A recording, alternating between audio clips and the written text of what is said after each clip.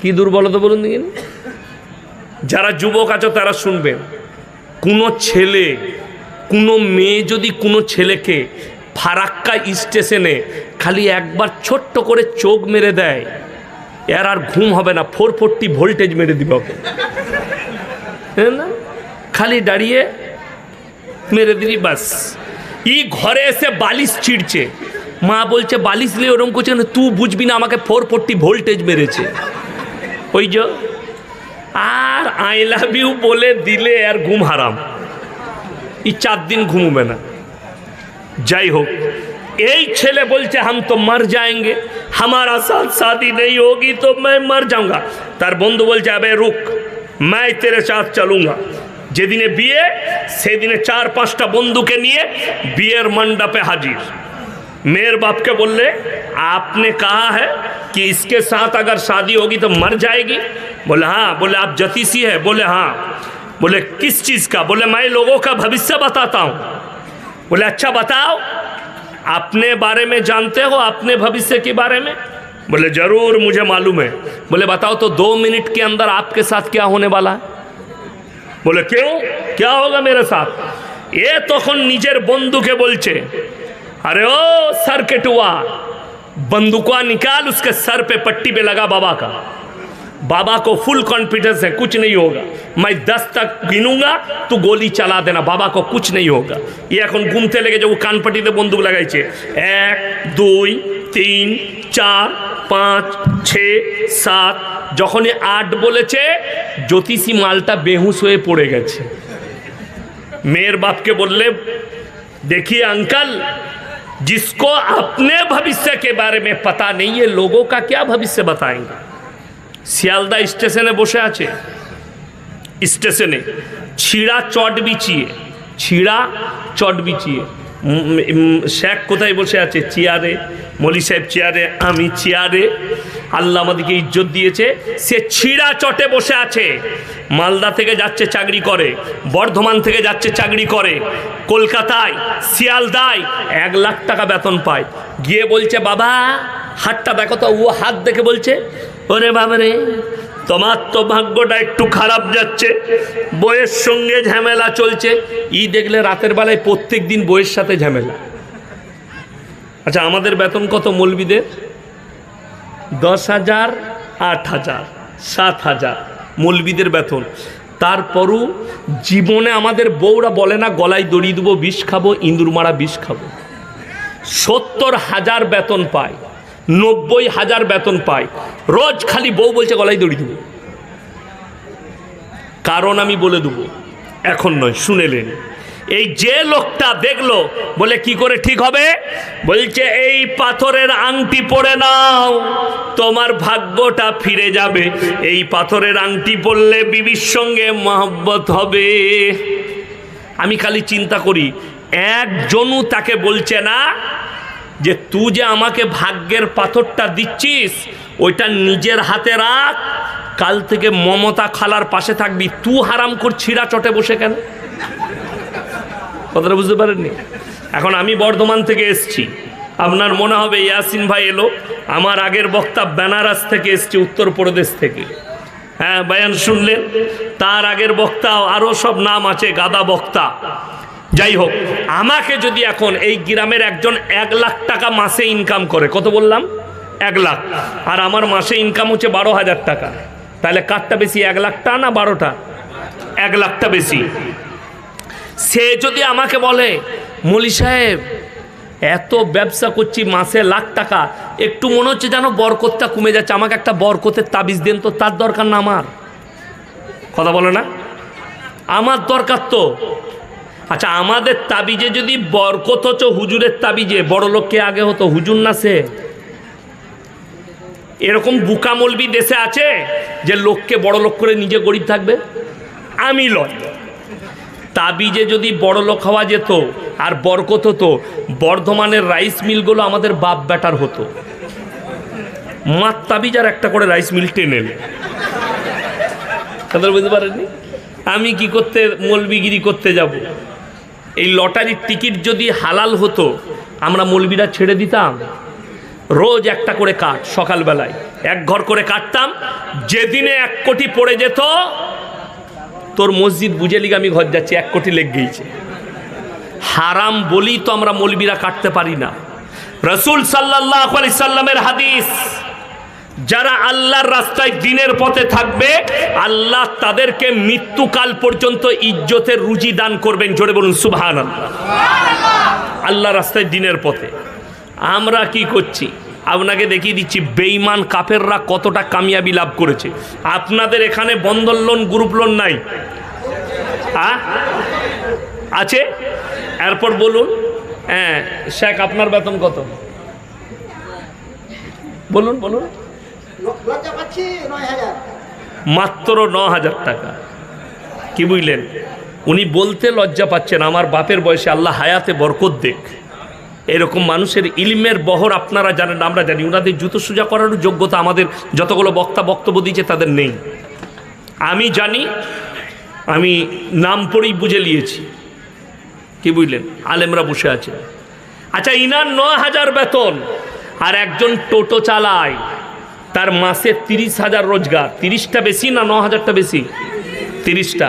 তাইলে আমাদের শেখ সাহেবের স্ত্রী, উনি গ্রুপ লোন করেন তো নাকি? কথা বলে না? উনার বউকে, মৌলবীর বউকে গ্রুপ লোন করতে হলো না। হারামখোর মাসে 30,000 রোজগার করে, বউকে বার করে দিয়েছে, যা গ্রুপ লোন করে দেয়। বড় কষ্টের বিষয়। আপনাকে ভাবতে হবে কেন বরকত নেই এই মানুষটা। আমাকে একজন বলছে, মৌলী সাহেব আপনাদের পয়সায় না খুব বরকত। আমি বললাম তোমার কত ইনকাম মাসে? বলে আমি তাও ওই 40-45 ইনকাম করি। আমি বললাম এক কাজ কর, আমার 12,000 টাকায় যদি বরকত হয়, 12টা তুলি দিয়ে 40টা আমাকে দিবি।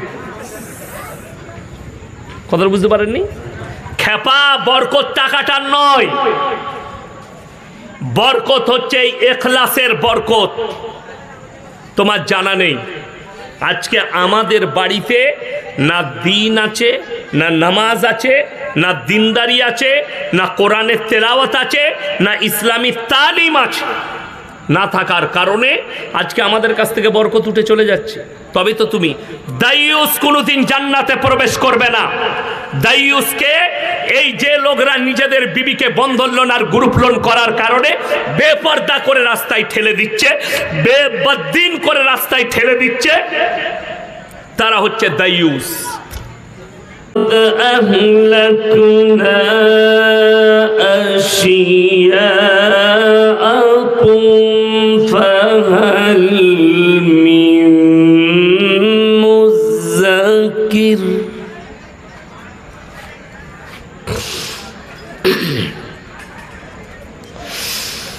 وكل شيء خلقناه في الزبر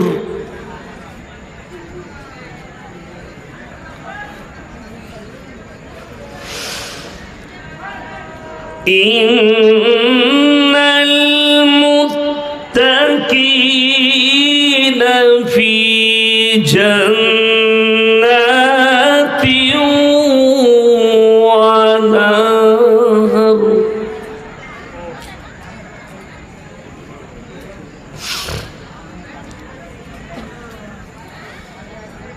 في مقعد صدق عند مليك مقتدر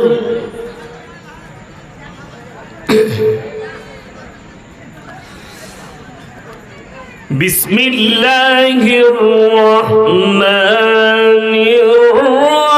الرحيم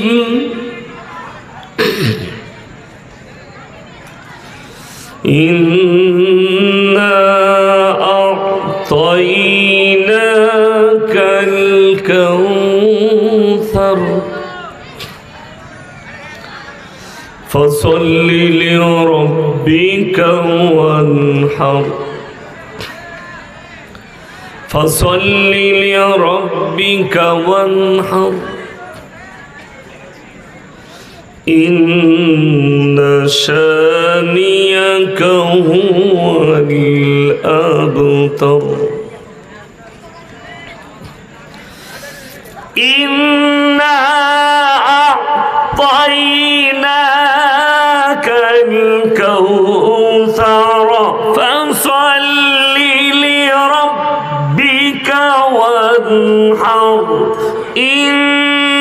شانئك هو الأبتر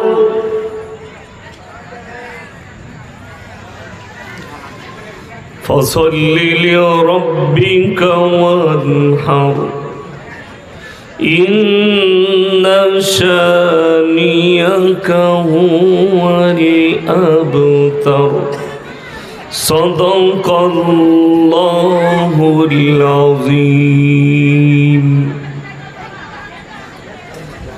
الحمد لله رب العالمين والصلاة والسلام على رسوله الكريم أما بعد فأعوذ بالله من الشيطان الرجيم بسم الله الرحمن الرحيم اقرأ كتابك كفى بنفسك اليوم عليك حسيبا من اهتدى فإنما يهتدي لنفسه ومن ضل فإنما يضل عليها ولا تزر وازرة وزر أخرى وما كنا معذبين حتى نبعث رسولا وإلى مدين آخر فأعوذ بالله من الشيطان الرجيم بسم الله الرحمن الرحيم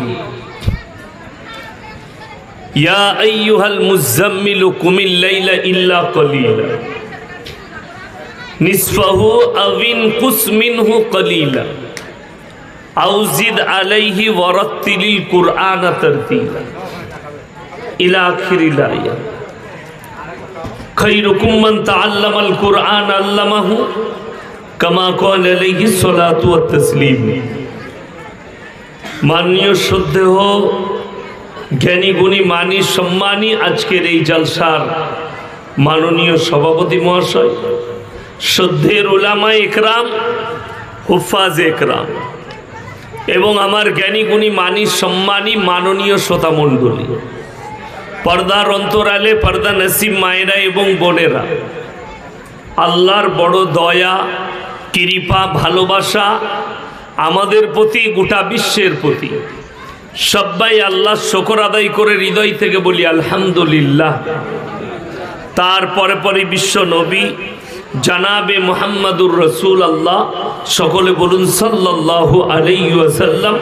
তিনার প্রতি শতকোটি দরুদ বর্ষিত হোক, বলুন আমিন সুম্মা আমিন। গুটি কয়েক কথা আলোচনা করব, সকলে আমল করব, বলুন ইনশাআল্লাহ। মায়ের দিকে বলছি, আমি ভালো বক্তা লয়, আমি খুব খারাপ লোক। যদি কথা বলার ইচ্ছা এখান থেকে পালিয়ে যান, এই কমিটির ছেলেকে আছে ওদিকে তাড়িয়ে দাও এখান থেকে। আর যদি জলসা শোনার ইচ্ছা থাকে চুপচাপ বসো, ঝগড়া করবে ঘরে চলে যাও। আমি খালি চিন্তা করছি কিয়ামতের ময়দানেও এরা দাঁড়িয়ে ঝগড়া করবে, বাস্তব বলছি। কিয়ামতের ময়দানেও এদের ঝামেলা শেষ হবে না। সকাল থেকে হাঁস মুরগি ডিম ছাগল ঝগড়া করলে তো জলসা একটু ভালো করে শুনো।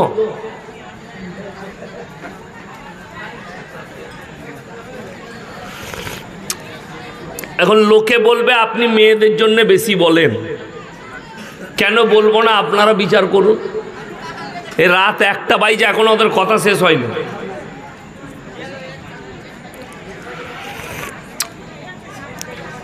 তাড়াতাড়ি চুপ করে যাও, আর না হলে পালাও এখান থেকে। আমার দরকার নাই তোমাদের মতো শ্রোতা, পালিয়ে যাও, ঘর চলে যাও। 10টা লোক থাকলেও আমি যা কথা বলবো 10,000 লোকেও সেই কথা বলি। 1 নম্বর, গোটা পৃথিবীতে আল্লাহর যতগুলো সৃষ্টি দেখতে পাচ্ছেন, সব থেকে সুন্দর সৃষ্টি হচ্ছে মানুষ, বলুন আলহামদুলিল্লাহ। মানুষকে আল্লাহ সব থেকে সুন্দর সৃষ্টি করেছে। আর কে কথা বলছে এগুলো, কে এরা? আসবে না কোকিলিয়া, ও আমাকে দেখতে হবে না কত, শুধু শুধু ঝামেলা। দেখো মাইকম্যান ছবি ভালোভাবে আসছে না, ক্যামেরাম্যান ছবি ভালোভাবে আসছে না, ছবিটাকে ঠিক করার চেষ্টা করুন।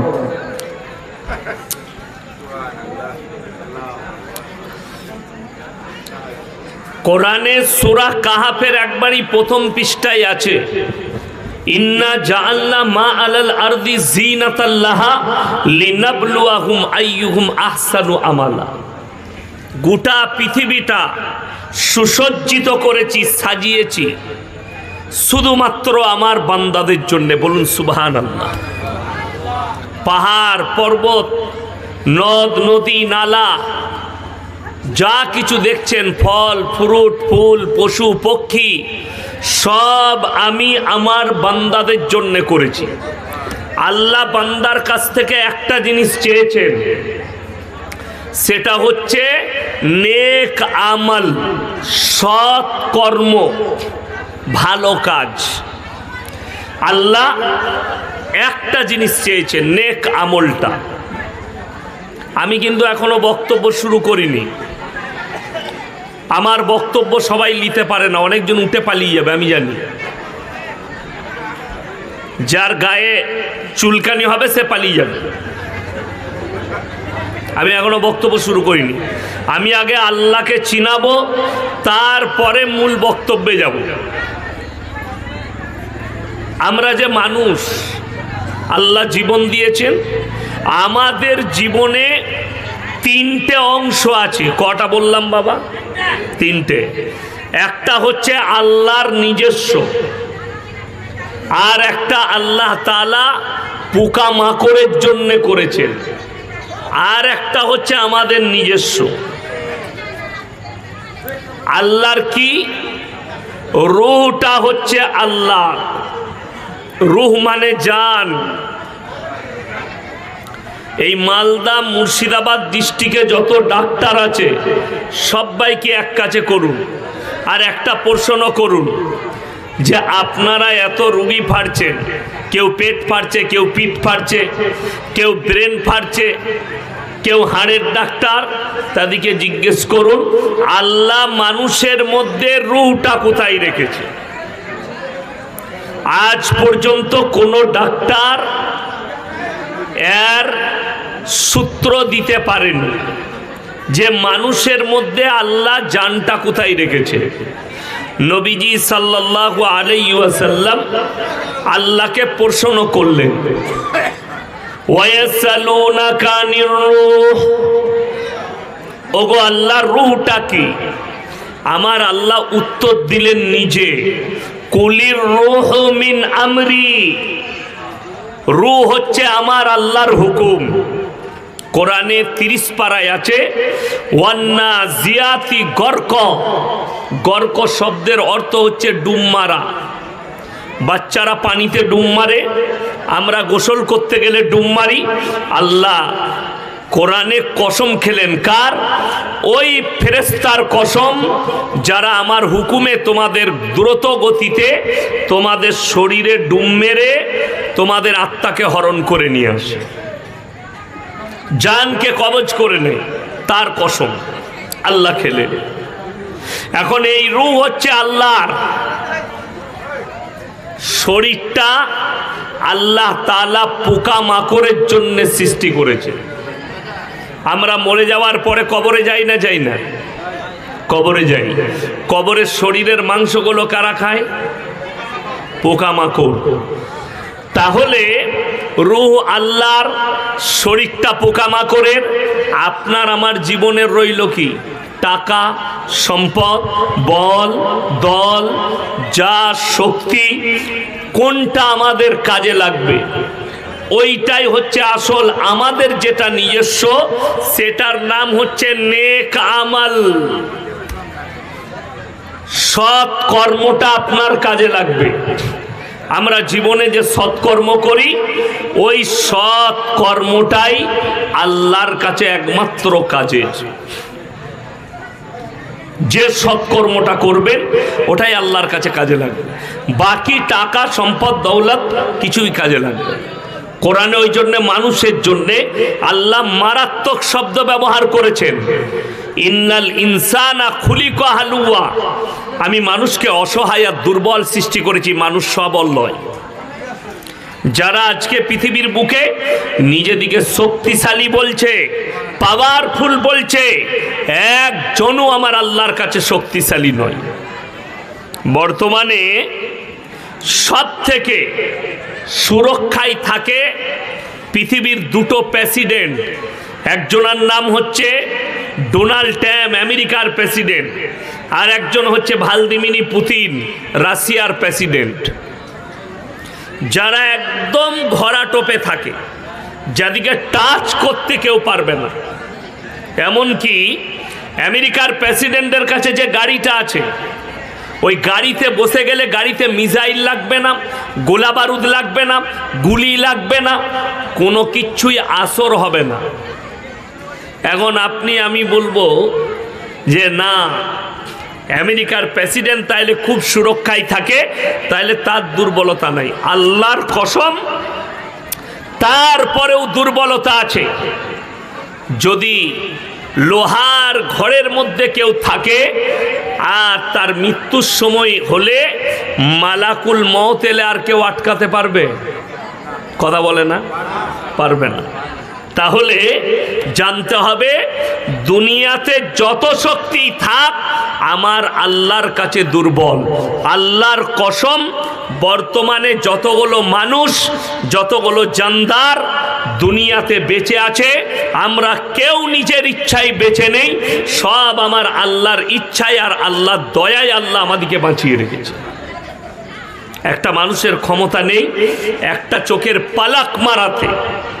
এই চোখটা আমরা পালক মারি না, এই পালক মারতে যতক্ষণ সময় লাগে, এতটুকু সময় নিজস্ব ইচ্ছায় বাঁচার ক্ষমতা পৃথিবীর কোনো শক্তির নেই, সব আমার আল্লাহর ইচ্ছায়। এখন আপনাদেরকে একটা তথ্য শুনিয়ে দিই। আজকে আমাকে আমার গ্রামের একটা ছেলে লিস্ট পাঠিয়েছে। কার? আমার। বলছে আপনার নামটা ডিলিট। আমার নামটা ডিলিট করেছে কে? নির্যাতন কমিশন। তার নাম কি? কে বললে? নির্বাচন কমিশন, নির্যাতন কমিশন। কি নাম বললাম? হ্যাঁ, কাল থেকে কেউ নির্বাচন বলবেন না, নির্যাতন কমিশন। নামটা আমার ডিলিট করেছে। পাসপোর্ট দিয়েছি, বাপের পাসপোর্ট, আধার কার্ড, ভোটার কার্ড, যা চেয়েছে সব দিয়েছি। তারপরও বলছে তুমি তোমার বাপের বেটা নও।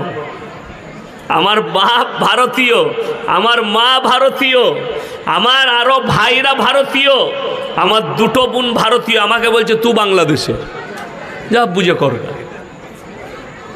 আমি বেশি কিছু বলবো না, তবে একটা কথা বলে রাখছি, যারা ভোটে দাঁড়িয়েছেন, ক্যান্ডিডেট আছেন, আপনাদেরকে বলে যাচ্ছি, আপনার গ্রামের একটা লোকের নাম, বৈধ ভোটারের নাম যদি বাদ থাকে, আপনারা ভোটকে বয়কট করুন। বলুন ইনশাআল্লাহ। শুধু তাই নয়, আমি চ্যালেঞ্জ ছুড়ে বলছি নির্যাতন কমিশনকে, তুমি যদি মনে করো পাওয়ার পেয়েছি, সরকার পাওয়ার দিয়েছে, তোমাকে পৃথিবীর ইতিহাস বলছি, আলেমরাও জানে, আমরাও জানি, ইতিহাসবিদরাও জানে, কোরআনেও এর ইতিহাস আছে, ঘটনা আছে। যতগুলো জালিম পৃথিবীর বুকে এসছে, যারা মজলুমের ওপরে, নিরীহ লোকের ওপরে জুলুম করেছে, আল্লাহ তাদেরকে বেইজ্জতি করে মৃত্যুদান করেছে। এটা আমি পৃথিবীর ইতিহাস বলছি। যদি বলেন প্রমাণ, কোরআনে একজনের নাম আছে, তার নাম হচ্ছে ফেরাউন। নাম শুনেছেন না শুনেননি ফেরাউনের? সে মিশরের মাটিতে দাঁড়িয়ে বলেছিল আনা রব্বুকুমুল আলা, আমি হচ্ছি সব থেকে উঁচু, আমি তোমাদের রব, আর আমি তোমাদের সব। ফেরাউনকে আল্লাহ ইজ্জতের মৃত্যু দিয়েছিল না বেইজ্জতির? বেইজ্জতি করে মৃত্যু দিয়েছিল। এটা কোরআনের ইতিহাস। তো অনেক অমুসলিম ভাই বলবে কোরআনের কথা মানবো না, কোরআন শোনাবো না। চলো, পৃথিবীর বুকে একটা রাজার নাম এসছে ইতিহাসের পাতায়, তার নাম হচ্ছে আলেকজান্ডার। অর্ধেক দুনিয়া দখল করেছিল। যারা ইতিহাসবিদ আছে, মাস্টার আছে, তারা জানে। আলেকজান্ডার অর্ধেক দুনিয়া। তার যুগে তার মতো যোদ্ধা পৃথিবীতে ছিল না। আলেকজান্ডার এখন আছে না শেষ হয়ে গেছে? কথা বলে না, শেষ। তার রাজত্ব বিষ পান করে মারা গিয়েছিল। আমি অত দূরে নিয়ে যাব না। 2023 থেকে 2026 পৃথিবীর 4টা শাসককে আল্লাহ তাআলা দেশ ছাড়া করেছে বেইজ্জতি করে। নাম্বার 1, শ্রীলঙ্কার প্রধানমন্ত্রী দেশ ছেড়ে পালিয়েছে। তার দেশের মন্ত্রীদের পাচা ফাটিয়ে দিয়েছে, এত মার মেরেছে জনতার লোক। ইউটিউবে আছে, আমি মিথ্যা বলিনি, ইউটিউবে আছে, আছে না নেই? খুললে দেখতে পাবেন। নাম্বার 2, রাজহাঁসের মাংস, পাতি হাঁসের মাংস, দেশি মুরগি, গোলদা চিংড়ি, ম্যাডামের জন্য ডাইনিং টেবিলে খানা রেডি।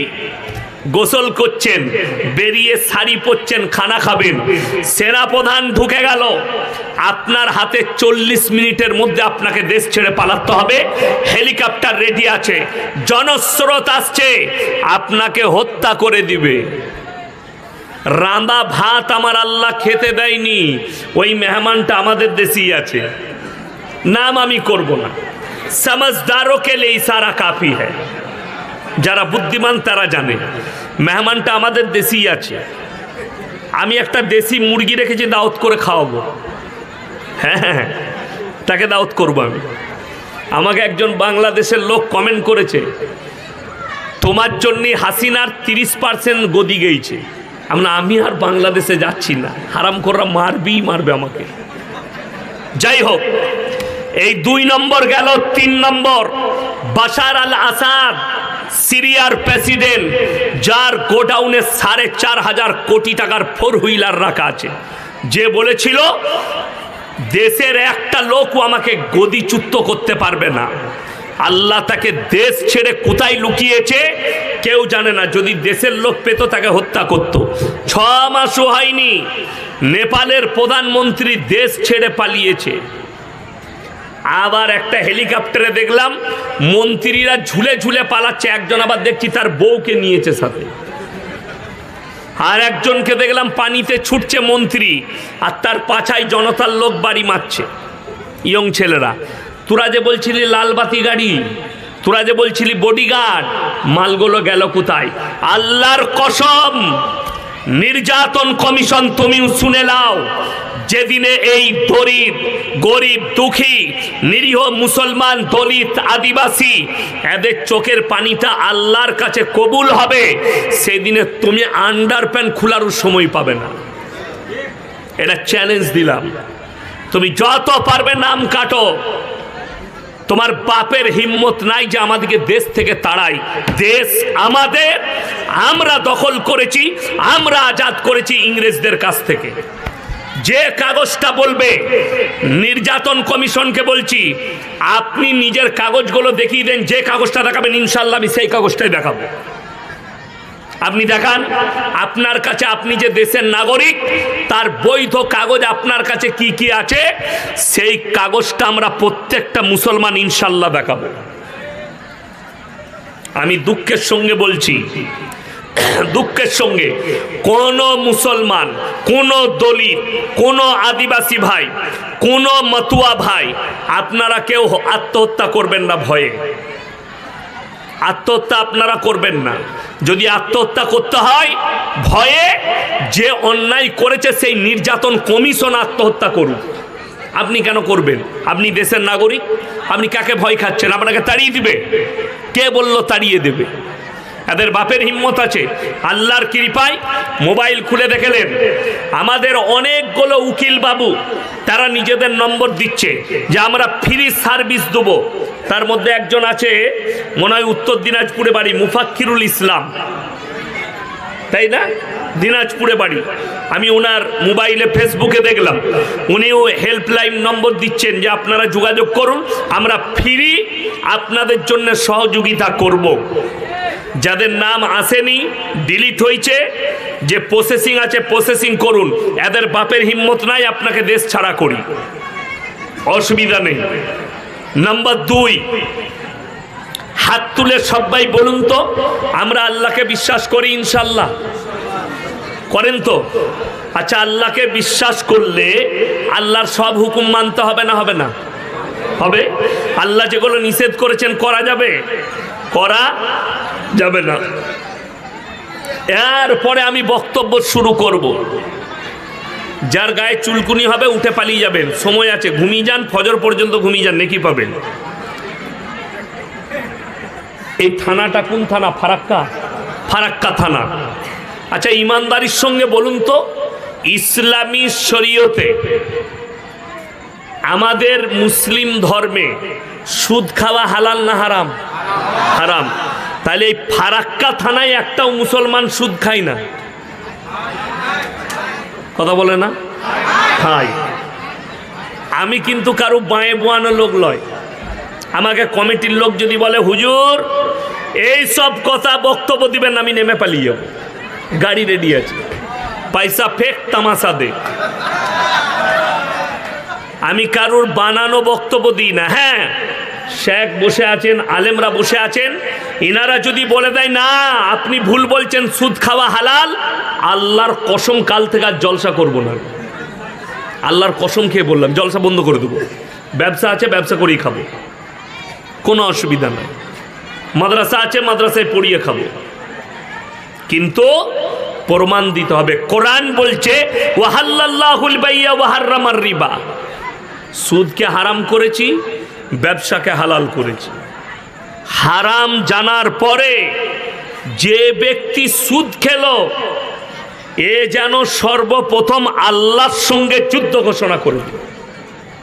নাম্বার 2, রাসূল সাল্লাল্লাহু আলাইহি সাল্লাম বললেন, যে ব্যক্তি হারাম জানার পরে সুদ খেলো, সেই ব্যক্তি যেন নিজের জন্মদাতা আপন মায়ের সঙ্গে জিনা করার পাপ করলো। নাউজবিল্লাহ বলেন, জিনা করার পাপ। এরপর কোনো সুদখোর যদি শুনছেন, যদি তোমার কোনো বাপের বেটা মৌলবি থাকে হালাল বলে দিবে, তাকে স্টেজে নিয়ে এসো। ক্যামেরা চলছে, ভাই ক্যামেরা বলে দিবে আপনি ভুল বললেন, কোরআনে আছে, হাদিসে আছে, সুদ খাওয়া হালাল। আমি আর জীবনে বক্তব্য দেবো না সমাজের বুকে, চ্যালেঞ্জ এটা। কিন্তু সেই মৌলবীকে ক্যামেরার সামনে আসতে হবে, পেছন থেকে ফুটুর ফুটুর করলে হবে না, সামনে এসে বলো যে না হালাল। নাম্বার 2, মদ খাওয়া হালাল না হারাম? হারাম। গাঁজা খাওয়া হালাল না হারাম? হারাম। আমি ফারাক্কা থানায় দেখাবো, মুসলমান ছেলে মদ পানও করছে, মদ বিক্রিও করছে, গাঁজা পানও করছে, গাঁজা বিক্রিও করছে। যদি বলেন গাঁজা বেচার স্টাইল এত খাতারনাক, আমরা মৌলবীরা ধরতে পারবো না?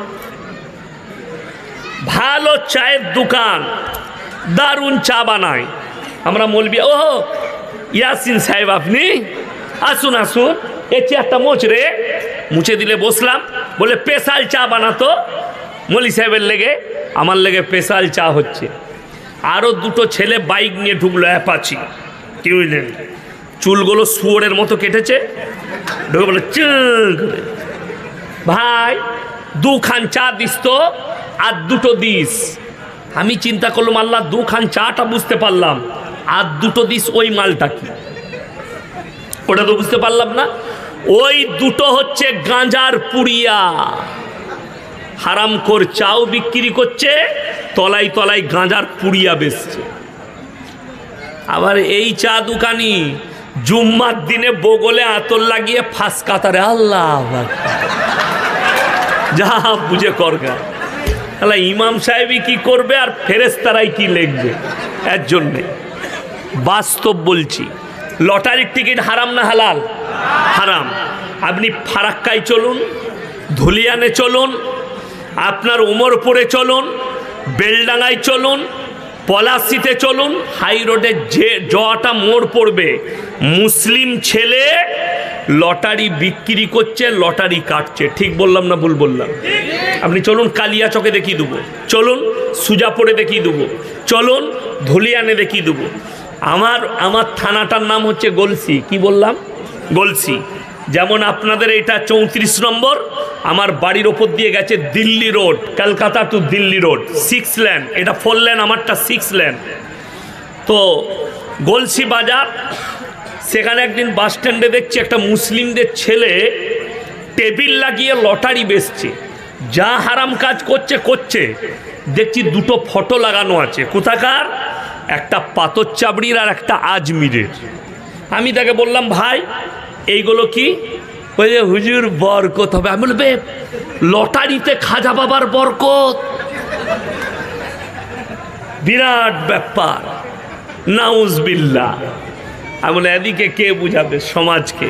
ও বলছে খাজা বাবা লটারিতে বরকত দিবে। যেমন রূহ তেমন ফেরেশতা। বড় কষ্ট। এই লোক মসজিদে জুম্মার দিনে ফাঁস কাতারে নামাজ পড়ছে, অথচ হারাম খাচ্ছে। লটারি টিকিট হারাম না? হারাম নয়। আমার বর্ধমান টাউনের একজন ফোন করে বলছে, হুজুর আপনি গালি দেন কেন? আমরা কবে আমি কোন জলসাই মা বোন তুলে গাল দিয়েছি? বলছে না না, আপনি যে হারামখোর বলেন এটা গায়ে লাগে। আমি বললাম, যে সুদ খায় তাকে কি বলবো? আল্লাহর ওলি বলবো? কথা বলে না? ওলি বলা যাবে? যে লটারি বিক্রি করে তাকে কি বলবো? ইমানদার বলবো? আচ্ছা, যে হারাম খায়, দেখুন একটা কথা বলি, চুরি করা হারাম না হালাল? হারাম। আমরা মৌলবীরা যদি বলি চুরি করা হারাম, চোরের গায়ে লাগবে না ইমানদারের গায়ে? চোরের গায়ে। তাহলে আমি যদি সুদকে হারাম বলি, সুদ করে গায়ে লাগবে, ইমানদারের গায়ে তো লাগার কথা নয়। তাহলে কেউ যদি এসে জুম্মায় ইমামকে বাধা দেয়, স্টেজে মৌলবীকে বাধা দেয়, সেই লোক যদি বলে আমি সুদ খাই না, কিন্তু 100% সে লুকিয়েও হারামখোর সুদ খায়। তা নাহলে বাধা দিবে কেন? মৌলবী তো হক বলছে। আমার ভাই, অনুরোধ করে বলছি, জানেন এই লোক হারাম জানার পরে জিন্দেগি ভর সুদ খাচ্ছে, জিন্দেগি ভর মদ বিক্রি করছে, মদের ভাটিতে জীবন কেটে গেল। এই লোক আবার জান্নাতের আশা করে। কিসের আশা? জান্নাতে। আর আমাদের দেশে না জান্নাত খুব সহজ। সহজ নয়। মাদ্রাসা মসজিদের জলসা হয় না? হয় না মাদ্রাসার জলসা?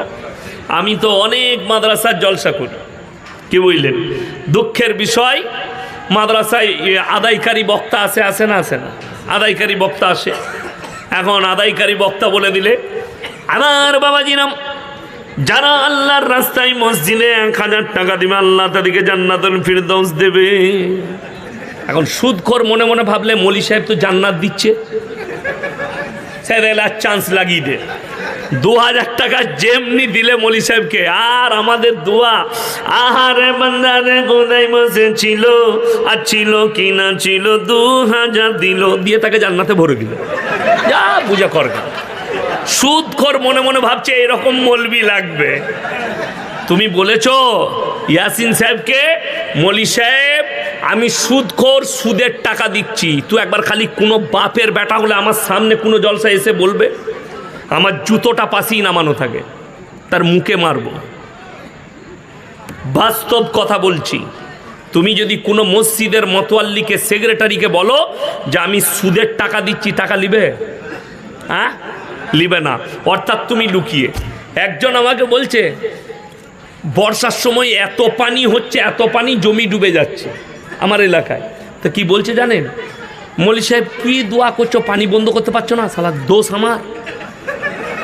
মৌলবীদের পানি যদি না হয়, জমিগুলো ফেটে যাচ্ছে, বলছে দোয়া করে পানি নামাতে পারছো না, আমরা সব দোষ আমাদের।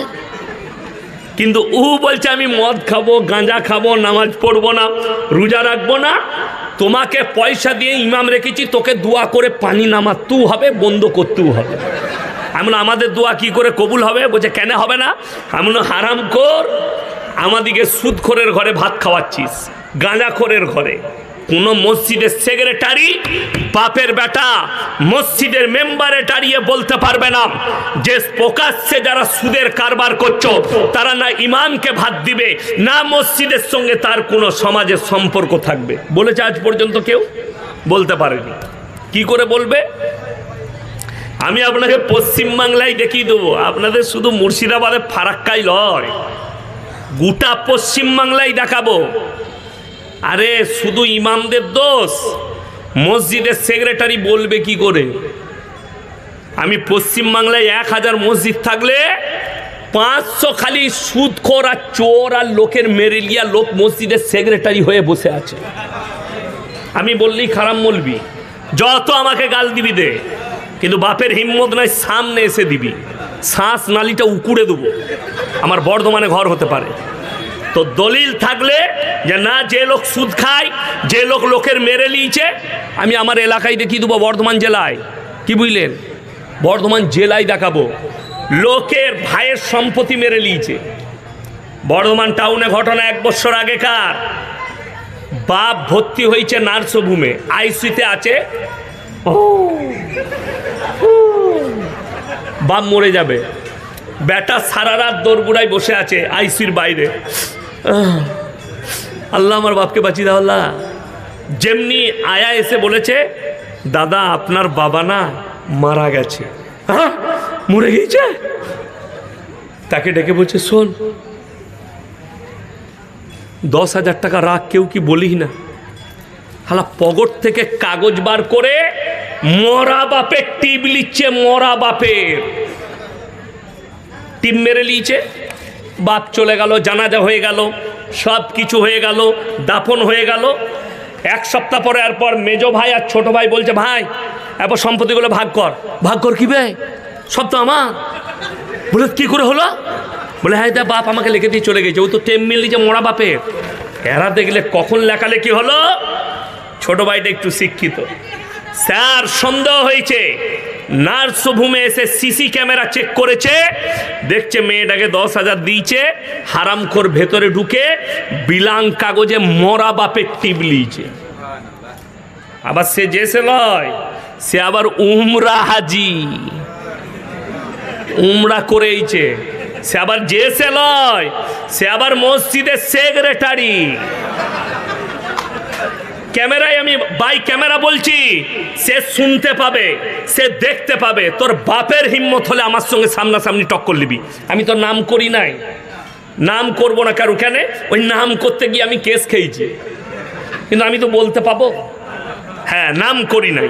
যদি তুমি হয়ে থাকো, ইস্তেগফার করে লাও, ভাইকে সম্পত্তি ফিরিয়ে দাও।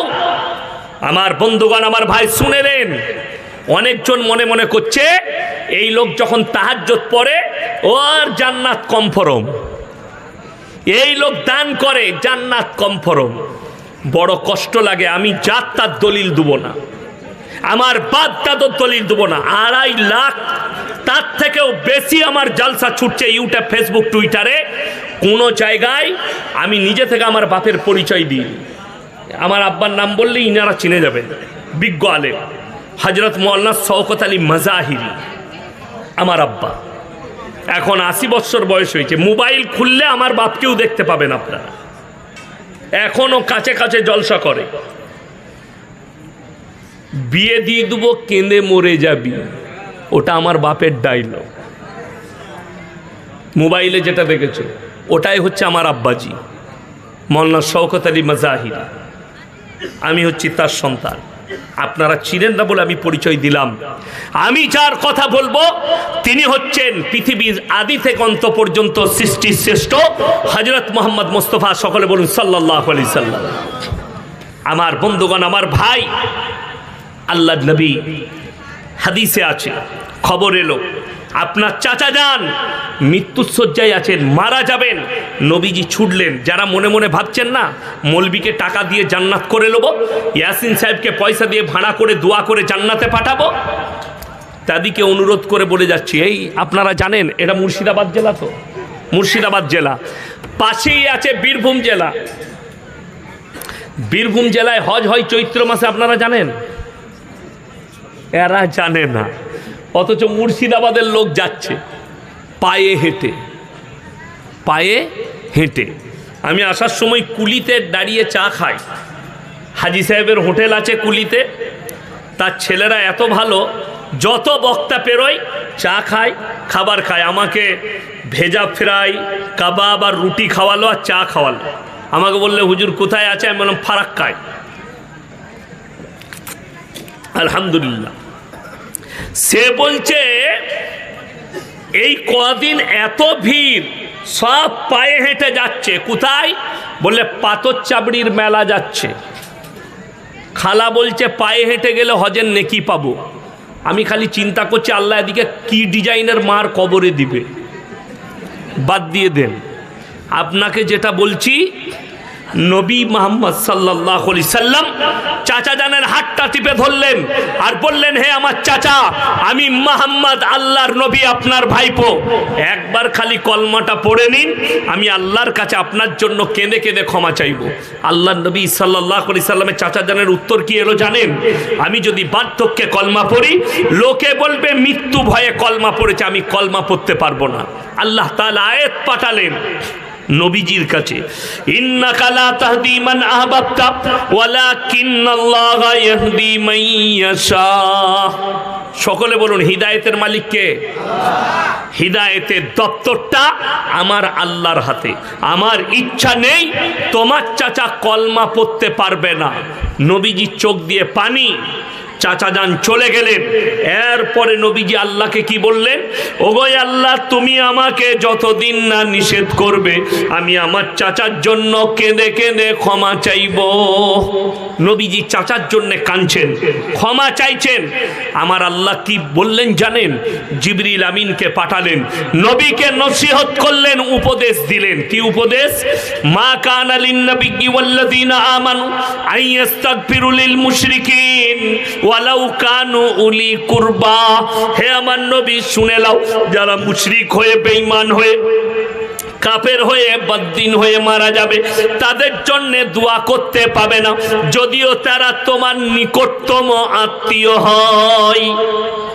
আল্লাহ নবীকে নিষেধ করে দিলেন, তোমার চাচার জন্য দোয়া করা যাবে না, যেহেতু মুশরিক হয়ে মারা গেছে, বেঈমান কাফের হয়ে মারা গেছে। আর তোমার বাপ জিন্দেগি ভোর আপনার সুদের ওপরে জীবন কাটিয়ে দিল হারাম জানার পরে। জুম্মায় খুতবায় শুনলো হারাম, জালসায় শুনলো হারাম, মৌলবীর মুখ থেকে শুনলো হারাম। আর কিছু লোক বলছে, আরে মৌলবীদের বলা কাজ বলবে, ও কোরআনে যা আছে থাক। জিন্দগি ভর হারামের ওপরে জীবন কাটিয়ে মারা গেল, আর তুমি বলছো মৌলবীকে টাকা দিয়ে দোয়া করিয়ে জান্নাত পাবো। তোর মৌলবীও মার খাবে, আর তুই তো খাবি। রেডি থাক। আমার বন্ধুগণ, আমার ভাই, লটারির টিকিট হারাম। কেন হারাম? অনেকজন প্রশ্ন করবেন কেন হারাম। সকলে বলুন, ভাগ্যের মালিক কে? আরো জোরে বলুন, কে? ভাগ্যের মালিক যদি আল্লাহ হয়, আমাদের দেশের কিছু লোক আছে যারা লটারি কাটে, তারা দোকানে গিয়ে কি বলে জানেন? ভাই, আমাকে ওই 4-এর ঘরটা দিস তো, ওটা আমার লাকি নম্বর। বলে না? লাকি নম্বর, 4-এর ঘরটা দে, 5-এর ঘরটা দে। এই কাগজ আর এই নম্বরের ওপরে যারা আকীদা এনেছে যে এই ঘরটা, এই নম্বরটা নিলে আমার ভাগ্য ফিরে যাবে, এই কাগজ আর এই নম্বরের দ্বারা আমার ভাগ্য ফিরবে, তাদের ঈমান ধ্বংস হয়ে যাবে। তাদেরকে আবার ইস্তেগফার পড়ে, কালমা করে পড়ে তাদেরকে ইসলামের মধ্যে দাখিল হতে হবে। কেন? তারা ঈমান হারিয়েছে কাগজের ওপরে ঈমান এনে, আল্লাহর উপরে নয়, যে ভাগ্যের মালিক আল্লাহ। যেমন উদাহরণস্বরূপ, এই নদীটা পেরুলি ফারাক্কার স্টেশন আছে, রেল স্টেশন। আমি অনেকবার নেমেছি, পেরিয়ে গেছি। এই রেল স্টেশনের বাইরে মালদা টাউনও আছে, শিয়ালদাতেও আছে, হাওড়াতেও আছে। স্টেশনের বাইরে কিছু জ্যোতিষী বসে থাকে। জ্যোতিষী দেখেছেন? হাত দেখে বলে দেয় লোকের ভাগ্য। ভাগ্যের মালিক কে? আল্লাহ। তারা কি করে ভবিষ্যৎ বলবে? আমি গত পরশু আমার জালসা ছিল হাওড়ায়, তো আমি আসরের নামাজ পড়ে বেরিয়েছি। তো গাড়িতে আমি খবর দেখতে দেখতে যাই, তো একটা মানে কোনো ফিল্মের অংশ হবে হয়তো, কিন্তু সেখানে শিক্ষা আছে। কি শিক্ষা? এই জ্যোতিষী নিয়ে একটা ছেলে একটা মেয়েকে প্রেম করেছে, ভালোবাসে, তাকে বিয়ে করবে। तार बाप के गिए बोले मैं जो है ना आपका लड़की से प्यार करता हूँ, तो आपके लड़की से हमारा निकाह करा दीजिए। तो तार बाप बोलो पहले हम ज्योतिषी से पूछेंगे उसके बाद देंगे, हमारा बाबा है और बाबा कहेंगे तो शादी होगी न तो नहीं होगी। बोले ठीक है पूछ लीजिए। बाबा এখন তার ভবিষ্যৎ দেখেছে মেয়েটার হাত দেখে, বলছে उसके साथ इस लड़के के साथ अगर निकाह कराओगे तो तुम्हारा बेटी मर जाएगी, যা বুঝে করগা। ও ওর সাথে বিয়ে দিবে না, অন্য ছেলে ঠিক হয়েছে।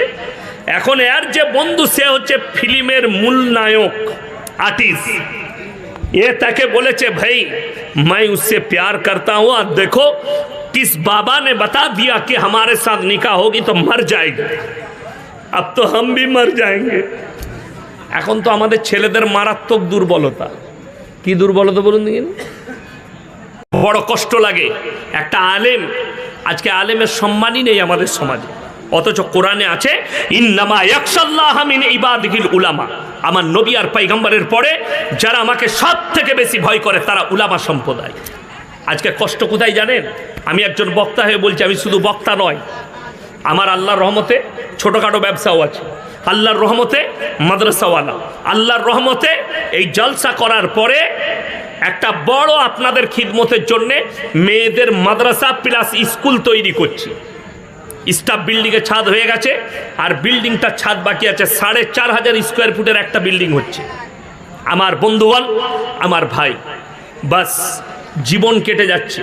আপনাকে অনুরোধ করে বলে যাচ্ছি, খুব ভালো করে বুঝবেন, জলসা দিচ্ছে মানুষ লাখ লাখ টাকা খরচ করে, দিচ্ছে না দেয়নি? শিলিগুড়ি থেকে একজন ফোন করলো আমাকে গত বৎসরে, মলি সাহেব একটা ডেট পাওয়া যাবে? আমি বললাম একটাই ডেট খালি আছে, কিন্তু আমাকে বাই প্লেন যেতে হবে। বলে গাড়ি নিয়ে? আমরা গাড়ি নিয়ে গেলে 70,000 লাগবে। বলছে অ্যাকাউন্ট নম্বরটা দেন, এখনই ভরে দিচ্ছি। বিশ্বাস করুন, এটা এই নবীর স্টেজে বসে আমি সত্য কথা বলছি। তারা 70,000 টাকাই দিয়েছে আমাকে, অথচ একটা মসজিদের ইমাম সাহেব যে আপনার বাপের জানাজা পড়াবে, যে আপনার মায়ের জানাজা পড়াবে, যে আপনার জন্য দোয়া করে, যে আপনার 24 ঘন্টা ডিউটি করছে, সেই মসজিদের ইমাম সাহেব একবার বছরে দাঁড়িয়ে বলল, ভাই আমার এই পয়সায় হচ্ছে না, আপনারা একটু বেতনটা সম্পর্কে চিন্তা ভাবনা করলে হতো। দেখেন মসজিদের সেক্রেটারি বলছে সালাম আলাইকুম, আপনারা নামাজের পরে বসে যাবেন, বেতন নিয়ে আলোচনা কি বে? তো কবরে যা তোরা আলোচনা বার করবে। লাখ টাকা জলসা খরচ করে ইয়াসিন সাহেব 20,000 নিবে, বেনারস থেকে এসছে 20,000 নিবে, 1.5 লাখ টাকা খরচ করে জলসা দিতে পারছ, আর একটা বক্তে মসজিদের ইমাম তাকে 20,000 বেতন দিতে পারেন। এর থেকে লজ্জার আর কিছু নেই। জলসা দিবেন না, প্রয়োজন নেই। আমি একজন বক্তা হয়ে বলছি, লাখ লাখ টাকা খরচ করছে, অথচ ইমামের ইজ্জত করে না। আমি চ্যালেঞ্জ ছুড়ে পড়লাম, আমাকে একদিন থেকে আমার বক্তব্য শুনছেন, আমি টাকা নেবো, বাড়ি পালিয়ে যাব। কালকে যদি বলেন মলি সাহেব আপনি আমার গ্রামে এসেছিলেন, অমুক চাচা ইন্তেকাল করেছে, আমি খালি এতটুকু দোয়া দেবো, আল্লাহ তাকে জান্নাতি করুক। কিন্তু আপনার ইমাম যদি ছুটিতে থাকে আর তিনি যদি খবর পায় যে আমি ঈদের ছুটিতে আছি, ঈদের পরের দিনে আমার অমুক হাজি সাহেব মারা গেছেন, তিনি তিনার পরিবারকে বলবে, জানো কত ভালো মুসল্লি, আমাকে চা বুইয়ে খাওয়াতো, আমাকে দোকানে চা খাওয়াতো, ইজ্জত করতো, সব ছুটি ছেড়ে দিয়ে তোমার বাপের জানাজাটা পড়তে আসবে ইমাম সাহেব, ইয়াসিন সাহেব আসবে না। অথচ ইমামকে আমরা ইজ্জত করতে পারি না, একটা ইমামকে বেতন দিতে পারি না। আজকে সমাজের কাছে এটাই দুঃখের। আজকে শুনেলেন, আজকে নেতৃত্ব নেতা কে হবে এটা সিলেক্ট না করতে পারার কারণে আজকে সমাজের এই দুরবস্থা। আমি আজ থেকে 10 বছর আগে বিহারের জায়গাটা, ঝাড়খণ্ড জায়গাটার নাম হচ্ছে আপনার ধানবাদ জেলা, থানার নাম চন্দন কিয়ারি, গ্রামের নাম নডিহা। জলসা করতে গেলাম, আমার একজন বন্ধু আছেন মুফতি মনজর আলম কাসমি, বিসমিল্লাহ, তিনি দাওয়াত দিয়েছিলেন। আমি আসরের সময় ঢুকেছি, রাত 2টোয় বের হয়েছি গ্রাম থেকে। বিশ্বাস করুন, আল্লাহর কসম খেয়ে বলছি, সেই গ্রামে 1000-এর বেশি আলেম আর হাফেজ আছে, মৌলবি আছে। সেই গ্রামে রাস্তায় মহিলা তো দূরের কথা, একটা 10 বছরের বাচ্চা মেয়েকেও আমি রাস্তায় দেখতে পাইনি। তারা বাড়ি থেকে জলসা শুনে। আমি বললাম, মুফতি সাহাব आपका गांव का माहौल बहुत अच्छा है, लेकिन इतने अच्छा हुआ कैसे? अब जरा बताइए। কি বললো জানেন? যে আমার গ্রামে সমাজের যারা নেতৃত্ব দেয় তারা হচ্ছে আলেম, হাফেজরা, উলামারা, ইমামরা। বড় কষ্ট লাগে। আর আমাদের সমাজের নেতাকে গাঁজাখোর, মদখোর, মাতাল, চোর, ডাকাত বলে ও দারুণ নেতা। ইয়াসিন সাহেব যদি দাঁড়ায় কেউ ভোট দিবে না। কেন? এ জানে যে এই মৌলবি যদি ভোটে দাঁড়ায়, একে যদি ভোট দিয়ে জিতায়, না ই মদের পার্টি দিবে, না ই ছাগল আর মদ আমাদেরকে খেতে দিবে। ঠিক বললাম না? গায়ে লাগা কথা। আমি কিন্তু হাদিস শোনাবো। আল্লাহ রসুল সাল্লাল্লাহ শুনেলেন, এই আলেমরা আমরা অনুভব করছি ছোট ছোট আলামতগুলো প্রকাশ পেয়ে গেছে, বড় আলামত বাকি আছে। কিয়ামতের ছোট আলামত অনেক প্রকাশ পেয়ে গেছে। তার মধ্যে নাম্বার 1 মারাত্মক আলামত প্রকাশ পেয়েছে, সেটা হচ্ছে মসজিদ হচ্ছে আল্লাহর ঘর। সেখানে যখন দুনিয়াদারির কথা মানুষ আলোচনা করবে, জানবে কিয়ামত কাছে এসছে। এটা রসুলের হাদিস। আজকে ইমামের খুতবা চলে জুম্মায়, আর লোকরা দুনিয়াদারির কথা বলে। নাম্বার 2, এটা বলা মাত্র অনেক জনের গায়ে চুলকুনি হয়ে যাবে। চুলকুনি বুঝেন? চুলকুনি হবে। কে? নাম্বার 2, নবীজি বললেন তোমরা দেখতে পাবে যখন অশিক্ষিত মূর্খরা সমাজের নেতৃত্ব দিবে আর শিক্ষিতরা চুপচাপ বসে দেখবে।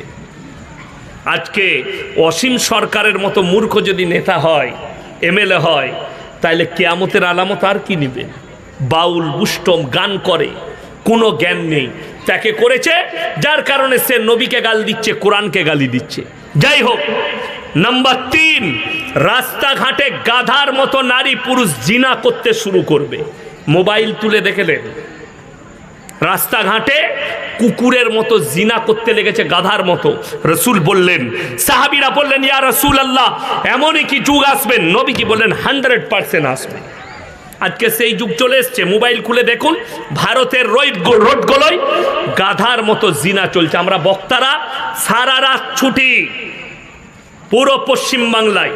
আজকে আপনাদের মালদা জেলায় আছি, ফারাক্কায় আছি, কালকে আমার জলসা আছে হাওড়া জেলায়, উলুবেড়িয়ার কাছে, একবারই কোলাঘাটের কাছে বাগনান, কালকে জলসা আছে। পরশু আবার আমার উমরপুরে আছে।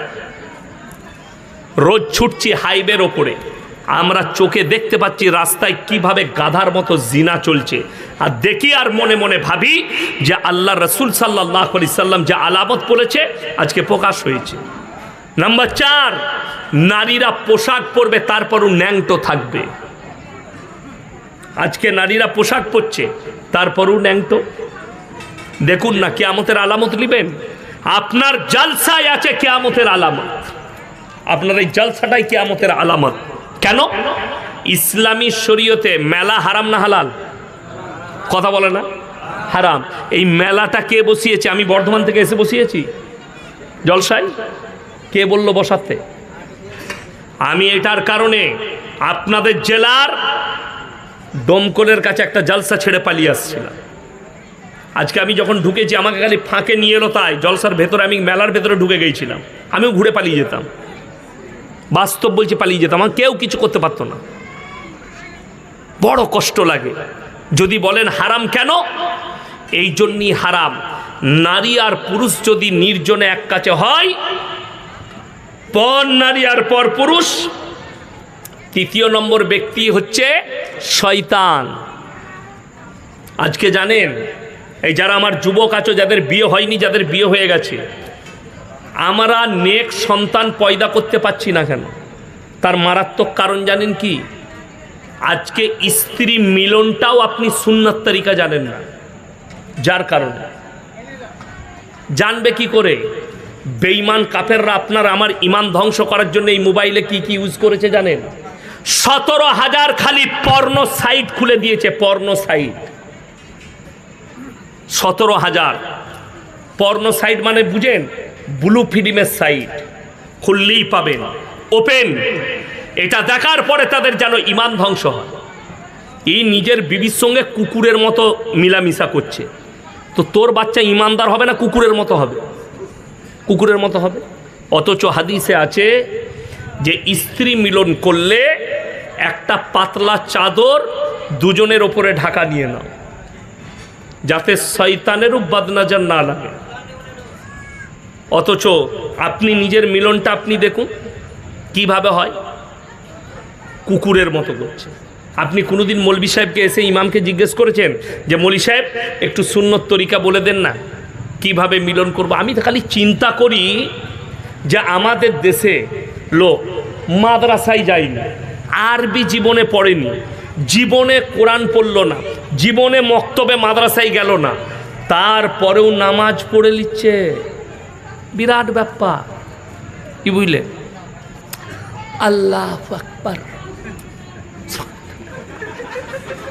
ওই জানে কি পড়ছে, জীবনে কিন্তু মাদ্রাসায় পড়ে না, জীবনে আরবি পড়ে না, কিন্তু নামাজ পড়ে নিচ্ছে। আমি মনে মনে চিন্তা করছি, আল্লাহ এরা মৌলবীদের থেকেও কত বড় সাহসওয়ালা লোক। আমরা তো নামাজ পড়তে গেলে ভয় খাই। কেন?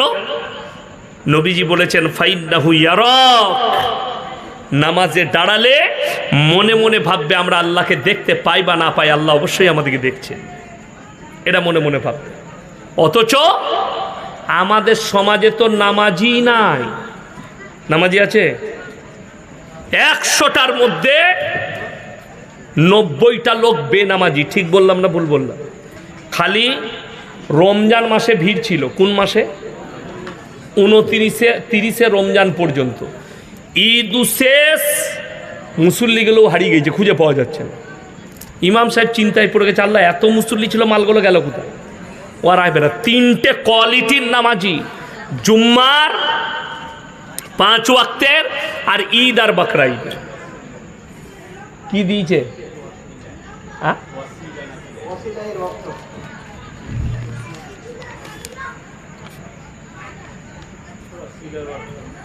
ওসিলার অর্থ জানেন না? লোকরা বলে না পীরের ওসিলাই পার করি দাও। মাধ্যম, ওসিলা মানে মাধ্যম। আপনি টাইম আমার বেশি নাই, কি বুঝলেন, কিন্তু আপনার মুর্শিদাবাদের জেলার লোক তো, ওসিলা যারা বলছে, আপনাকে একটা সূক্ষ্ম কথা বলে দিই। এখন আমি বেঁচে আছি না মারা গেছি? বেঁচে আছি। এখন শেখ যদি বলেন যে বাবু আমাকে 100 টাকা দাও, তুমি আমার বেটা হও, তো আমি পকেট থেকে বার করে দিতে পারবো না? পারবো না? পারবো। আচ্ছা, আমি যদি মরে যাই দিতে পারবেন? দিতে পারবো। কেন? কথা বলে না কেন? ক্ষমতা শেষ। মরে যাওয়ার পরে কি শেষ? ক্ষমতা শেষ। কোরআনের দলিল দেবো, ভালো করে শুনবেন। 17 পারা শেষ পৃষ্ঠা। কোন পারা বললাম? পারা নম্বর 17, শেষ পৃষ্ঠা, শেষ রুকু। আরেকটা শোনাচ্ছি, ব্যাখ্যা করছি, তার আগে বলে নিই। আমি যদি বেঁচে থাকলে আমি শেখকে 100 টাকা দিতে পারতাম। এখন মারা গেছি, দিবার যখন ক্ষমতা নেই, তাহলে আমি মরে গেলে আমার কবরে ভালো মন্দ চাইলে কি করে দেবো আমি? এ কথা বুঝতে পেরেছেন না পারেননি? আমি মারা গেছি, আমার কবরে চাইলে তাইলে কি করে ভালো মন্দ দেবো? বাদ দেন, কোরআন কি বলছে শুনেলেন। ইয়া আইয়ুহান নাসু যুরিবা মাসালুন ফাসতামিউ লাহ ইন্নাল্লাযীনা তাদউনা মিন দুনিল্লাহি লা ইয়াখলুকু দুবাবান ওয়ালা বিজতামাউ লা ওয়া ইয়াসলুবুহুমুদ দুবাবু শাইআন লা ইয়াস্তানকিদুহু মিন। হে পৃথিবীর মানুষ, তোমরা যাদের কাছে ভালো মন্দ চাইছো তাদেরকে জিজ্ঞেস করো, তারা একটা মাছি, কি বললাম? কোরআনে ব্যাখ্যায় এটাই আছে, তারা একটা মাছি সৃষ্টি করতে পারে না। মাছি সৃষ্টি অনেক দূরের কথা। মাছি যদি তাদের প্লেট থেকে, খাবার থেকে কিছু অংশ তুলে নিয়ে যায়, সেটা উদ্ধার করারও ক্ষমতা নেই। কেন? তারা শক্তিহীন, আর আমি আল্লাহ হচ্ছি কি? শক্তিশালী। কে বললো কবর জিয়ারত করা যাবে না? বাপের কবর জিয়ারত করুন, মায়ের জিয়ারত করা আলাদা। আল্লাহ আমার আব্বাকে ক্ষমা করে দাও, আল্লাহ আমার মাকে ক্ষমা করে দাও।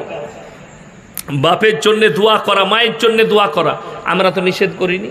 কিন্তু আপনি বলুন, আমার কবরে গিয়ে বলছেন ইয়াসিন সাহেব আপনি আমার গ্রামে জলসায় গিয়েছিলেন, আপনার কবরে এসেছি, একটু আপনার আল্লাহকে বলে দিয়ে।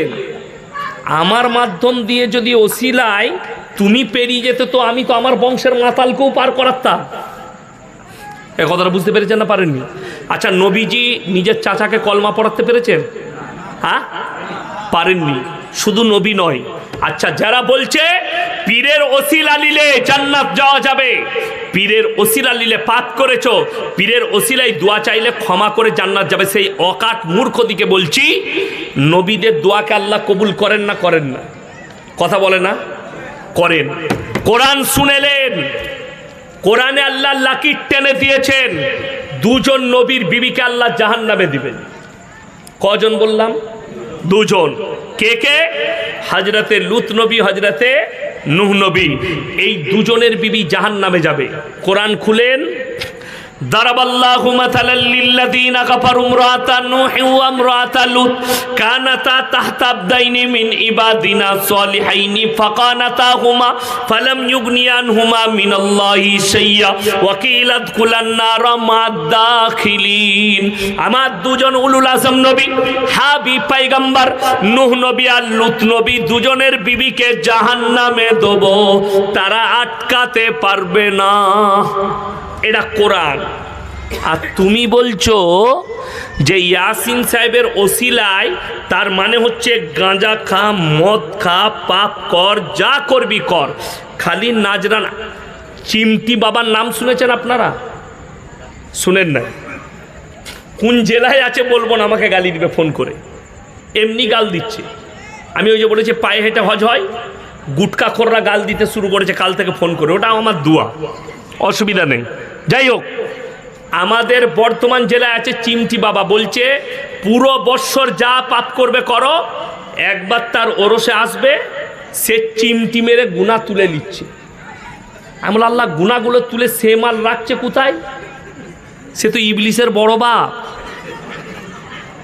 শুধু এটা লয়, আর একজন আছে, সে আবার নামাজ কন্টেকে নেয়। কন্টেকে নামাজ শুনেছে? সারা বছর নামাজ পড়তে হবে না, কি করতে হবে বাবা? বলছে আমার কাছে আসবি, বছরে 10,000 টাকা দিবি, আমি 1 বছরের নামাজ পড়িয়ে দেবো। আবার 10,000 লোক যদি ওকে নামাজ পড়তে দেয়, 10,000 লোক নামাজটা কি করে পড়বে তা ওই জানে। আমি যদি মিথ্যা বলে থাকি, আমার আব্বাজির ফোন নম্বর নোট করে নেন, নাহলে মোবাইলে খুঁজবেন, আমি বলবো না, ফোন করে জিজ্ঞেস করবেন। আমি আর আমার আব্বাজি বর্ধমান জেলার একটা থানায় জলসায় গেছি, মগরবের নামাজে ঢুকলাম, দু বাপ বেটায় মগরবের নামাজ পড়লাম, ইমামের পেছনে নামাজ হয়ে গেল। ঢোকার সময় দেখলাম মসজিদের পাশে একটা শ্যাওড়া গাছ। কি গাছ? শ্যাওড়া। তার গুড়াতে বসে এক হারামখোর তাবিজ লিখছে, তাবিজ বিক্রি, গাদা হিন্দু মুসলিম মেয়ে বসে আছে। আমি নামাজের পরে ইমামকে বললাম, ভাই একটা কথা বলবো? বলছে বলুন। আমি বললাম যে ওই যে হজরত তাবিজ লিখছে, উনি নামাজ পড়বে না? বলছে না, উনার নামাজ মুখস্থ। মুখস্থ মানে? বলছে উনি জাহিরি নামাজ পড়েন না, বাতিনি নামাজ পড়েন। আমরা ওর বিষটাই আজকে মারব। কমিটির ছেলেরা বললে হুজুর ঝামেলা হবে, এসব কিছু বলতে জান না। আমি না, ঝামেলা আমি বুঝে লুব, ওর বাপের হিম্মত থাকলে স্টেজে আসবে, দিয়ে মোকাবেলা করবে। আমি বললাম ওটার নাম হচ্ছে কানা দাজ্জাল, পীর লয়, ওকে ঝাঁটা জুতো মারুন। যে বলছে আমার নামাজ মাফ হয়েছে, মারিফত পেয়েছি, যে বলছে আমরা বাতিনি নামাজ পড়ি, জাহিরি নয়, সেই হারামখোরকে জিজ্ঞেস করুন যে বুখারী শরীফের হাদিস খুলে দেখো, নবীজি সাল্লাল্লাহু আলাইহি সাল্লামের ওয়াফাতের হাদিস খোলো, শেষ জিন্দেগির শেষ ওয়াক্তের নামাজ, নবীজি দুজন সাহাবীর কাঁধে হাত রেখে পাগুলো ছেঁচুড়ে নিয়ে গিয়ে মসজিদে নববীতে দাঁড় করালেন, নবীজি নামাজ আদায় করলেন। নবীজির শরীর অসুস্থ, তাও নবীজির নামাজ মাফ হয়নি। এই হারামখোর কি করে নামাজ মাফ হয়ে গেল? কে বুঝাবে সমাজকে? কে বুঝাবে এদেরকে? ওই জন্যে আপনি দুঃখর সঙ্গে বলছি, দুঃখের সঙ্গে আপনি বলুন তো, আপনাদের এখানে কবরস্থান আছে না নেই? আছে। আচ্ছা, আপনাদের কবরস্থানে বুগি বুগি ডান্স করতে দিবেন? কথা বলে না? নাচ গানা করতে দিবেন? দিবেন না? আপনাকে আমি মোবাইলে মুর্শিদাবাদের ঘটনা বলছি, আমি স্ক্রিনশট মেল দিয়েছি ফেসবুক থেকে। অনেকজন বলবে প্রুফ নেই, আপনি এমনি বলছেন। তো আমার কাছে প্রুফ আছে, আমি লেখাও আছে, দেখবেন। দাঁড়ান বলে দিচ্ছি এটা কোথাকার। বাবা বুড়ো পীর সাহেবের ওরস শরীফ উপলক্ষে মিলন মেলা, ড্যান্স করছে একটা বুড়ো দাড়িওয়ালা পাঁঠা, স্টেজে ড্যান্স করছে। এটা কিসের স্টেজ? লেখা আছে বুগি বুগি ড্যান্স। দাড়িওয়ালা চাচা ড্যান্স করছে, আমি মিথ্যা বলিনি, আমার কাছে পুরুপ আছে, জেলিবেন নিয়ে এলেন। এটা মুর্শিদাবাদ জেলার ঘটনা বলছি।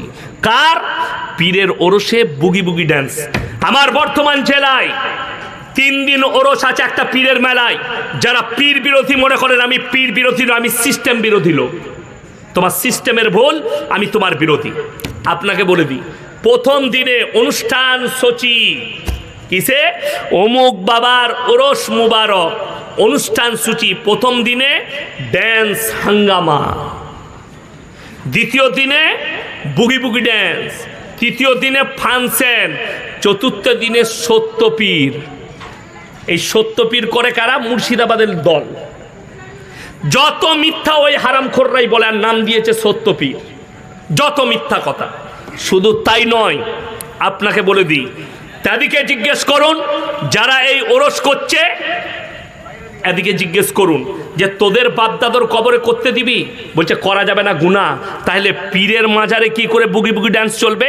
পাথর চাবড়িতে মেলা চলছে, ওই মেলায় বুগি বুগি ড্যান্স, ড্যান্স হাঙ্গামা, জুয়ো খেলা, চুরি, ব্যভিচার, যত রকমের বড় বড় পৃথিবীর পাপ আছে, সব পাপগুলো হচ্ছে। আমি যদি মিথ্যা বলে থাকি, যে গেছে তাকে বলুন আল্লাহর কসম খেয়ে বল, ইয়াসিন সাহেব যেগুলো বলেছে এই পাপগুলো হয় না।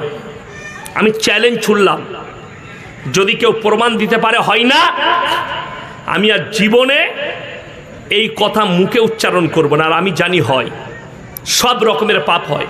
তাহলে ভেবে দেখুন, কবরস্থান পবিত্র জায়গা, কবরস্থান ভালো জায়গা, অথচ এই জায়গায় গিয়ে সেখানে ড্যান্স হচ্ছে, গান হচ্ছে, পাপের কাজ হচ্ছে, জুয়া খেলা হচ্ছে।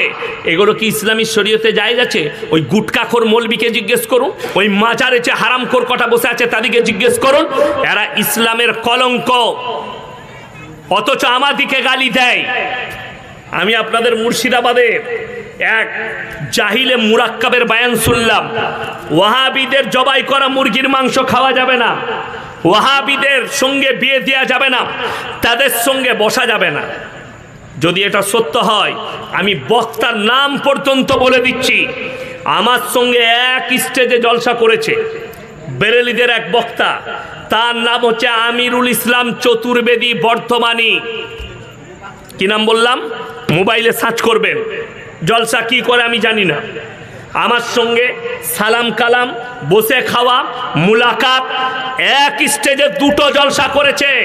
আরে কুটকাখোর, কানা মুফতি, এই মৌলবীর বিরুদ্ধে তোরা কি ফতোয়া দিচ্ছিস? দে। ইয়াসিনের সাথে মুলাকাত করেছে, তাহলে তার বিবি তালাক হলো কি নয় ফতোয়া দে। কত হিম্মত আছে দেখব।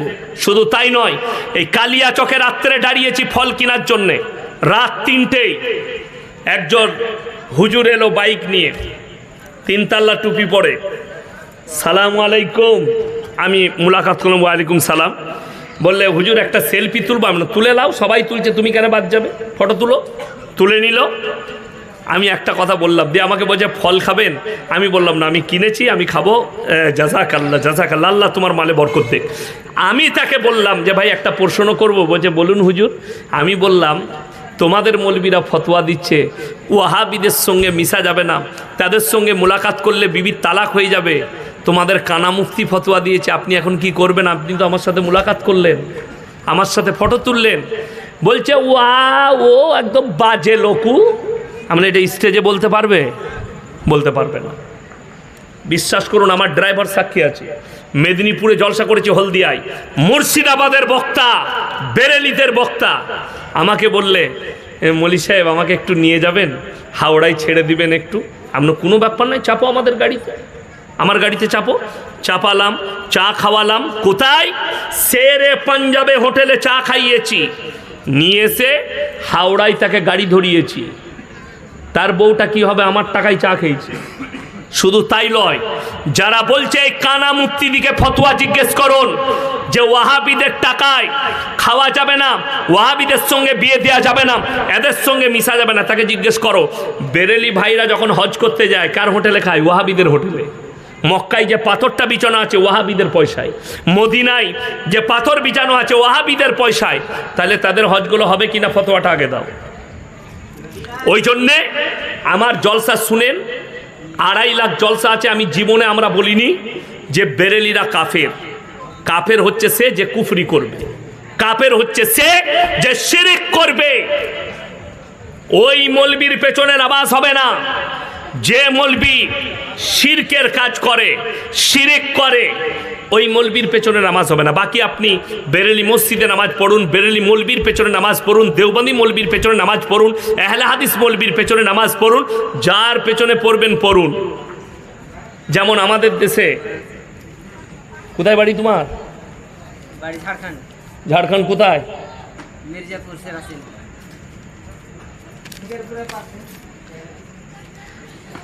বর্তমান ইরান যুদ্ধের পরিস্থিতি নিয়ে কিছু বলুন। তুমি তাড়াতাড়ি চলে যাও, টিকিটে পয়সা দিচ্ছি আমি। কি বলবো? একটা কথা লিখে নিয়ে যান, শিয়ারা আমাদের আকীদা, আমাদের ফতোয়া হিসাবে শিয়ারা মুসলিমের ইসলামের অন্তর্ভুক্ত নয়। কথাটা বুঝতে পারলেন না? পারলেন না? হ্যাঁ, যুদ্ধ হচ্ছে। আপনি বলতে পারেন যে ইহুদিরা ধ্বংস হোক, এটাও আমরা দোয়া করব, আল্লাহ ইহুদিদিকে ধ্বংস করে দাও। দোয়া করবেন না? করবেন না? বলবো না আমিন।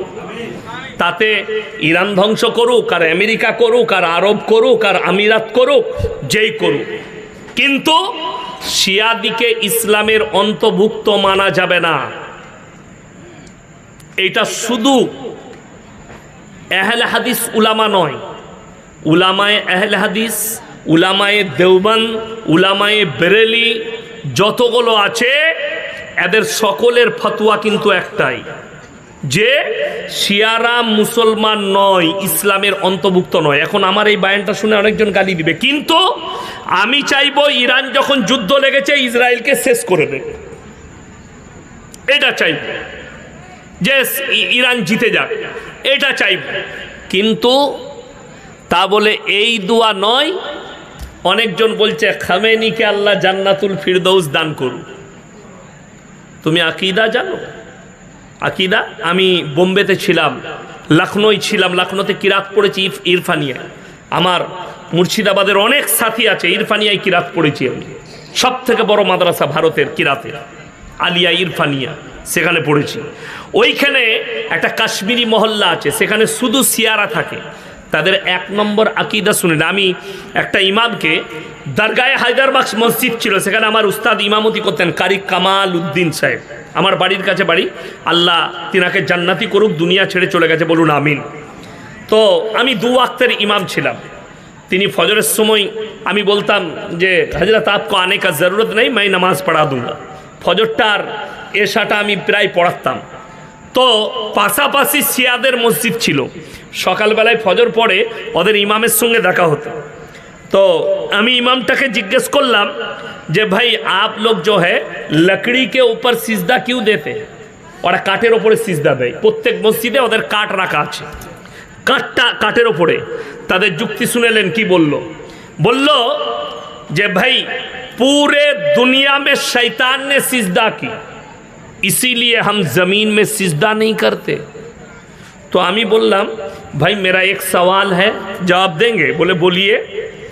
आमी बोललाम आप लोग जब मर जाते हैं तो आपको दफन कहाँ पे किया जाता है? बोले ज़मीन में। हमने वहाँ तो शैतान ने सिजदा किया, तो आप शैतान के साथ कैसे रहेंगे? हम लोग क़यामत तक आपके पास वक्त है, अब जवाब लेके आइए। তারপরে অনেকবার দেখা হয়েছে, সে আমাকে দেখলেই অন্য গলিতে ঢুকে পালিয়ে যেত।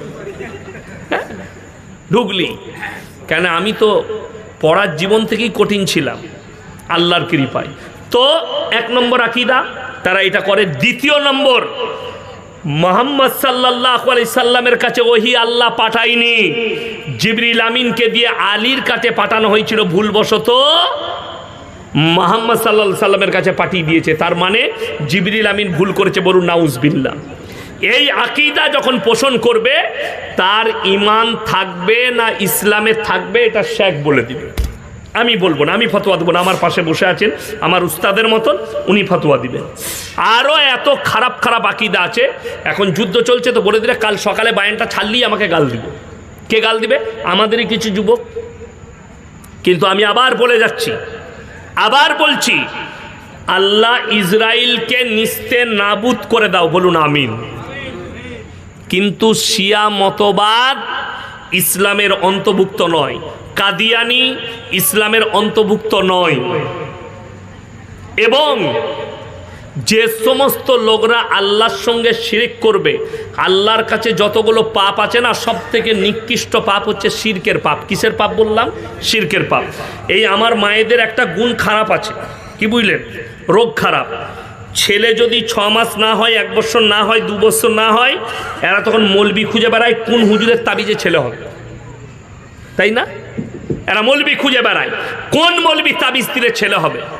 আরে আমাদের তাবিজে ছেলে হলে অনেক হারামখোর আছে কলকাতায় বলছে আমার তাবিজে বেটা ছেলে হয়। খোঁজ নিয়ে দেখুন, সে হারামখোরের একটা বেটা না। আমাদের তাবিজে বেটা ছেলে হলে ইয়াসিন সাহেবের 2টো মেয়ে কি করে হতো? কথাটা বুঝতে পারেননি? আমাদের তাবিজে বেটা ছেলে হলে পঞ্চায়েতগুলো তো আমাদের দখলে হতো। 4টা বিয়ে করা জায়েজ আছে না নাই? কথা বলে না? আছে। 4টা বিয়ে করতাম, বছরে একটা করে বেটা, 10 বছরে কটা? 4 10 40টা। লাঠির জোর আমার, পঞ্চায়েত আমার, কথা বললি মারবো। তাহলে আমাদের তাবিজে আমাদের ছেলে হচ্ছে না, তোমার কি করে হবে?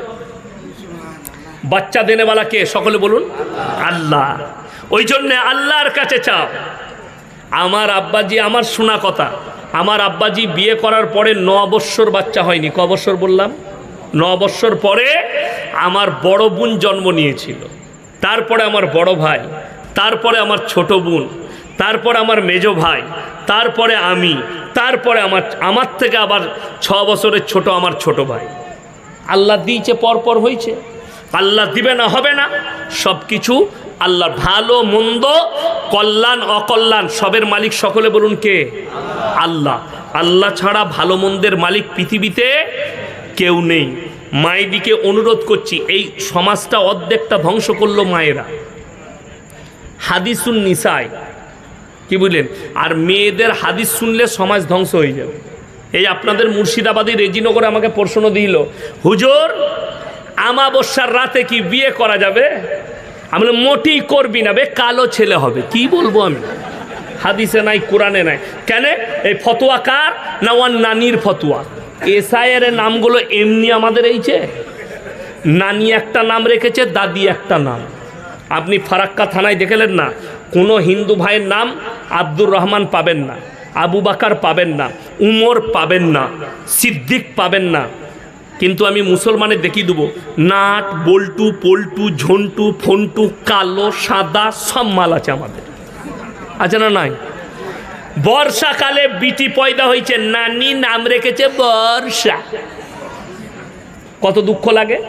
মৌলবীকে জিজ্ঞেস করবে না যে আমার ছেলে হয়েছে, একটা ভালো ইসলামিক নাম বলে দেন। কোনোদিন এসছেন? আসেননি। এরপর নানি নাম রেখেছে বর্ষা।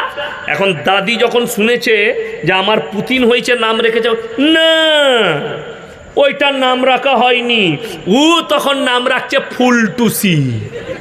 যা বুঝে করগা। এখন এসআইরে ছুটে বেড়াচ্ছে, ফুলটুসিটা ঠিক না, ওই বর্ষাটা ঠিক। ওই জন্য আমি এমনি বিয়ে পড়ানো ছেড়ে দিয়েছি। এখন তাও যাচ্ছি মাঝে মাঝে, যারা মসজিদের ভেতরে নিকাহ পড়াবে তার দাওয়াত কবুল করি আমি। তো 6 বছর আগে আমি একটা বিয়ে পড়াতে গেছি, তাকে জিজ্ঞেস করছি ছেলেটাকে, তোর ভালো নাম কী রে? সে তার বড় ভাইকে জিজ্ঞেস করছে, ভাই আমার ভালো নামটা কি? আমি তুই জানি না? না। তার বড় ভাই বলছে আমি কি করে জানবো? আমি বললাম তাহলে তোর খারাপ নামটাই বল। বলছে পুটি। যা বুঝে কর। আমি বললাম 10,001 টাকা দেলমোহরের পরিবর্তে পুটি বিয়ে করতে রাজি আছে। কি বললেন? লোকরা হাসছে। আমি বললাম কত ভালো লাগছে তোর নামটা, একটা ভালো নাম। কে রেখেছে? আমার নানি। আমি বললাম ওই জন্যই তো খালা মার খাবে কবরে। তা না হলে মেয়েরা কখনো এই ফতোয়া দিতে পারে?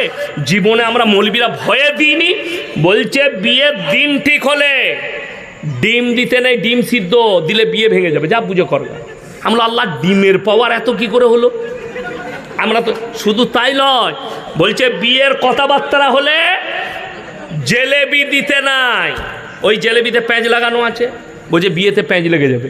এমন যদি বিয়েতে প্যাঁচ লেগে যায় জেলেবির জন্যে, তাহলে যে বেচারা জেলেবি ছাড়ছে তার বেটা বিটি তো জীবনে বিয়ে হবে না, সে তো প্যাঁচ মেরেই গেছে, তার প্যাঁচ মারা শেষ আছে। এগুলো হচ্ছে শিরকি আকীদা, কুফরি আকীদা। আল্লাহ ভালো মন্দের মালিককে আল্লাহ, তাইলে বিয়ে কি করে জেলেবি ভাঙাবে? বিয়ে কি করে ডিম ভাঙাবে? এই মহিলা দিকে বলছি, শোনো, আল্লাহর ওপরে বিশ্বাস রাখো। ভালো মন্দ, কল্যাণ অকল্যাণ সবের মালিক হচ্ছেন একমাত্র কে? আল্লাহ। আল্লাহর ওপরে বিশ্বাস রাখবেন, দিনের ওপরে নয়, আল্লাহ সৃষ্টির ওপরে নয়। আল্লাহ হচ্ছেন সৃষ্টিকর্তা, তুমি হচ্ছ সৃষ্টি, অর্থাৎ সৃষ্টির ওপরে ভালো মন্দ বিচার করা যাবে না। আমার বন্ধুগণ, আমার ভাই, সবাইকে অনুরোধ করছি, হাত তুলে বলুন তো 5 ওয়াক্তের নামাজি হব ইনশাআল্লাহ। যারা জলসা দিয়েছেন সেই ভাইদিকে অনুরোধ করছি, আপনারা 5 ওয়াক্তের নামাজ পড়বেন। দুঃখের সঙ্গে একটা কথা বলছি, আমি শেখের কাছে আগে ক্ষমা চেয়ে নিচ্ছি। আমাদের দেশে 100টা জলসা কমিটির মধ্যে 95টা জলসা কমিটি বেনামাজি, খালি জলসা দেয়, নামাজ পড়ে না। এটা খুব দুঃখের সঙ্গে বলছি। উনি আমার উস্তাদের মতো, আমি জানি না, উনি জানবেন ওনার এলাকায় যে কটা ব্যক্তি নামাজ পড়েন, কজন নামাজ পড়েন না। যার মধ্যে নামাজ নেই তার মধ্যে ইসলাম নেই। আমার বন্ধুগণ, নামাজ কম্পালসারি। নামাজকে বলো না কাজ আছে, কাজকে বলো আমার নামাজ বাকি আছে। আমি হাসির ছলে অনেকগুলো জ্ঞানের কথা বললাম, কেউ হেসেছেন, কিন্তু খুব সেন্সিটিভ আলোচনা করলাম। আমার ভাই, জীবনে যদি কোনো পাপ হয়ে যায় ক্ষমা চাইবেন, আল্লাহ ইচ্ছা করলে ক্ষমা করবেন, কিন্তু জেনে বুঝে কোনো ব্যক্তি শিরকের গুনাহ করবেন না। জেনে বুঝে কেউ যদি শিরক করে, আমার আল্লাহ সেই গুনাহ ক্ষমা করবেন না। আল্লাহ তাআলা আজকের জলসাকে কবুল করুক, আমাদের সকলকে কবুল করুক, আজকের রাত্রিকে কবুল করুক। হায়াত বাকি, মুলাকাত বাকি। আপনারা আমার জন্য দোয়া রাখবেন, আমি আপনাদের জন্য দোয়া রাখি। আমার পরবর্তী বক্তার পর কথা রাখবেন। আল্লাহ আজকের রাত্রির জলসাকে কবুল করে লেখ, আজকের জলসাকে কবুল করুক আমার ভাই। আর সকলে দোয়া রাখবেন। আমি খুব বড় একটা মেয়েদের মাদ্রাসা, স্কুল প্লাস মাদ্রাসা দুটোই করছি। চালু হলে আমি আপনাদেরকে বলে দেবো যে এরপরে বকরা ঈদের পরে পরেই চালু করার ইরাদা আছে। আপনারা দোয়া রাখবেন, সহযোগিতা রাখবেন, আর আমার জন্য দোয়া করবেন, আমার আব্বাজির জন্য দোয়া করবেন। হায়াত বাকি। কিছু বলছেন? আমি বলেছিলাম 2:30টা পর্যন্ত, এত দেরি করলে তো আমার অনেক অসুবিধা হয়ে যাবে। কি বুঝলেন, বাড়ি পৌঁছাতে 7টা-8টা বেজে যাবে। বক্তা আসেনি এখনো? পৌঁছায়নি? আরে ভাই, বক্তাকে নিয়ে আসুন, নিয়ে আসুন। হ্যাঁ, যাই হোক, হ্যাঁ, বক্তাকে নিয়ে আসুন ভাই। আমার ভাই, আমি লাস্টে বলবো, সকলে নামাজ পড়বেন, নামাজ কেউ ছাড়বেন না।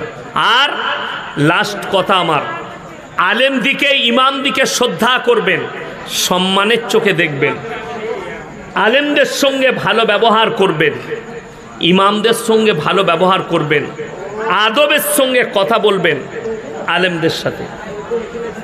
আমার ভাই, আপনাদেরকে অনুরোধ করছি, কোনো মৌলবীর সঙ্গে বেয়াদবি করবেন না। ইমাম ইজ্জতের জায়গা, সে তার পেছনে আপনি নামাজ আদায় করেন, তার পেছনে আপনি নামাজ পড়েন, অর্থাৎ ইমামের যে কি সম্মান। আপনার কেউ যদি ইমামের সঙ্গে বেইজ্জতি করে, ইমামের সঙ্গে দুর্ব্যবহার করে, এটার মানে এটা নয় যে আমরা মৌলবীরা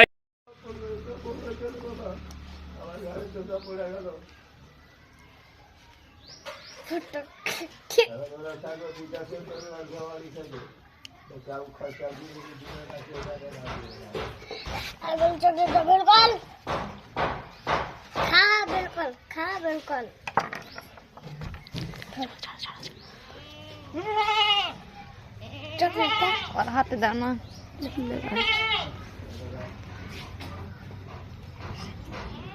তো দাদুকে দেখো